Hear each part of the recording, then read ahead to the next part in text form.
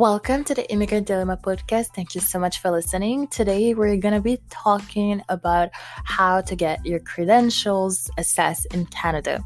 So, you may already know that when you immigrate to Canada, you need to have your work experience assessed. So, you can either immigrate to Canada as a federal skilled worker, or you can come to Canada to work in a certain profession or trade, or you can just come to Canada to study. You have to come to the country for a reason, either work, study, or you're coming because your family members represented you. Like, you need a reason. You cannot just come to the country and live there for more than 3 to 6 months without any specific reason. So today I want to focus really on working as an immigrant. So first of all, you need to get your work experience assessed. So it depends on the countries that you're coming from. There are certain countries that are much more recognized than others. For example, if you have a diploma from France or England, for example, these will be much more recognized than a diploma from other countries, such as countries in Latin America or the Caribbeans. It would not be the same. You would not get the same points. So this is a sad reality, and the work experience really has a lot of points once they assess you. And so today I just wanted to talk about that.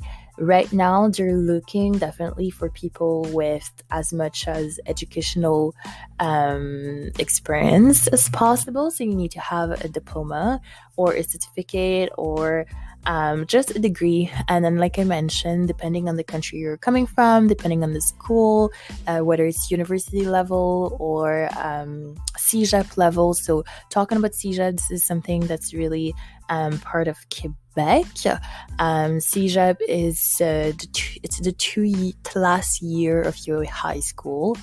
So this will be considered as a CEGEP. It's the 2 years before university.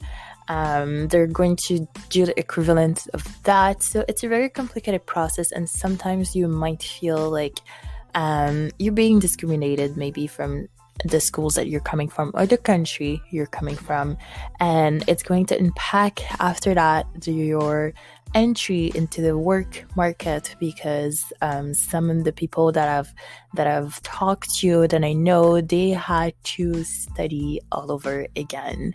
So let's say you were a doctor coming from Haiti, you might be coming to Canada when you were like 40 years with like 3 children, but you will have to study everything all over because it's just considered that the school there is not as equivalent with the medical school here.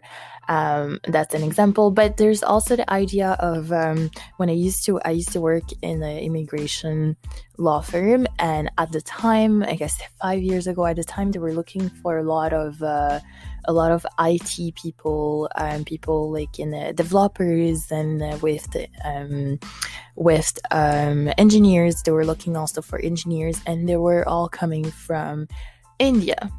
So sometimes when you work in immigration law firms or in the immigration field, you just feel like they're looking for specific things, but at the same time, it could be discriminated. So that year when I worked there, I was doing a lot of documents for people from India, and they were all having like a degree in IT or anything technical, engineers. So it was mainly from India and Bangladesh, some of them. But yeah. So sometimes you might think it's discriminatory, but it's really the way the immigration process is made, and every year, or maybe every 5 years, I don't know every how many years, but it seems that they're just looking for specific fields because they're lacking this field in the country. And that happens everywhere. Like even in Australia, for example, they were looking for people that wanted to work in farms, and in Australia you have to let the good jobs for the Australians. So basically anyone immigrating to Australia, in the process or to put food in the market, you need to do other work, jobs that are looking for people, they're looking help in. So it's just the way the immigration process is made. So this is something you need to be aware of, because a lot of immigrants, they're coming from different countries with a lot of degrees, and then after, it's not recognized, and it could be a huge hit on your self-esteem, especially if you're coming with the PhD. And here in Canada, or specifically in Quebec, it's just another mentality. They're looking for people that are very technical. Often it's for technical people like plumbers. They're looking for this type of people that are like manual work. Sometimes it's really that they're looking for. So if you're coming with a psychology PhD, it might be difficult to get your foot in the work market. So this is something you need to be aware of. And right now I am in the immigration website. They're looking right now for like architects, plumbers, and engineers. So they often tell you the jobs they're looking for, and these jobs will get more points because these fields are needed. People are needed in these fields, so that's why they open up their immigration process for these works. So this is something you really need to understand, and it's not just like Canada or Quebec as a province that does that. Many countries do that. I gave the example for Australia just quickly. I didn't go through much detail about Australia, but I've talked to someone who wanted to immigrate to Australia, and that was the case. So this is something you really need to keep in mind once you are immigrating. And the other thing is that once you put your foot into the work market, whenever you want to change your actual career, they're going to require Canadian experience. So this is a dilemma. It's a big challenge because you don't have any experience in the Canadian market. Then they're telling you to study everything, and you're getting older. If you're immigrating, like if you're a parent, you're immigrating with your kids, you're probably like 30 or 40. This is difficult. It's not the same thing as of like me when I came in my younger ages, I should say. I did my high school year and everything. So I did my schooling here, which actually helped me a lot in my work experience right now. I was able to like work right away, even though I struggle a little bit because we have the same issue as well. Once you're coming from school, it's very difficult to put your foot into the market because they're asking for like 5 years of experience, and we're like, okay, where do I start? So even though when you study here, you already have that challenge. So imagine when you don't have any Canadian experience and you're coming from another country and they're requiring you to